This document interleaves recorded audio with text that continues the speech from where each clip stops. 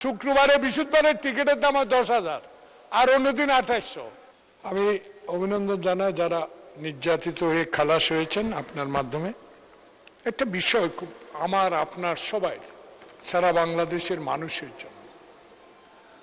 একটু আগে আমরা দেখেছি প্রশ্ন পর্বের বইয়ের মধ্যে গতকালকে একটি প্রশ্নের উত্তর দিয়েছেন মাননীয় টিএনটি মিনিস্টার, যে বাংলাদেশের 4টি টেলিফোন কোম্পানির কাছে 13,400 কোটি টাকার উপরে পাওনা। এটি বাংলাদেশের উন্নয়নশীল দেশে এত টাকা রাজস্ব এটি 4টি টেলিফোন কোম্পানির কাছে।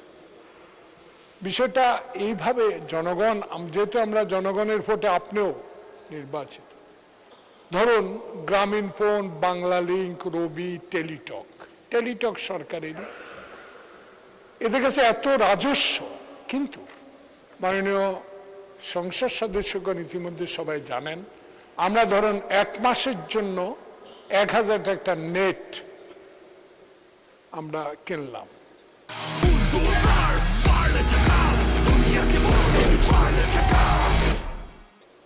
এটা নিয়ম আছে, বিধি আছে, বললো যে মেয়াদ উত্তীর্ণ 1 মাসের জন্য। 1 মাসে আমার 1,000 টাকা খরচ হলো না, আমার 500 টাকা খরচ হলো, 400 টাকা খরচ হলো, কিন্তু 1 মাস পর সেটা অটোমেটিক্যালি মেয়াদ উত্তীর্ণ হয়ে যায়, টাকাটা ওদের ঘরে চলে। মাননীয় সদস্য কি পয়েন্টটা করতে চাচ্ছেন? মেক আউট করেন point to the point. Make out এইটাই, আমি সংক্ষেপে, আমি আপনার 1 মিনিট জনস্বার্থে, এটা আমার ব্যক্তিগত স্বার্থ।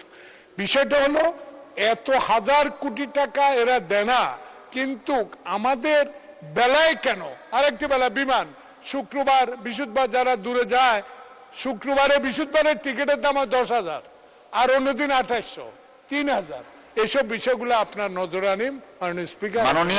মাননীয় সদস্য, আপনি নোটিশ দেন, যথাযথ নোটিশ দিলে আমরা সংসদে সেটা প্রয়োজনে আলোচনা হবে। নোটিশ দেন আপনি।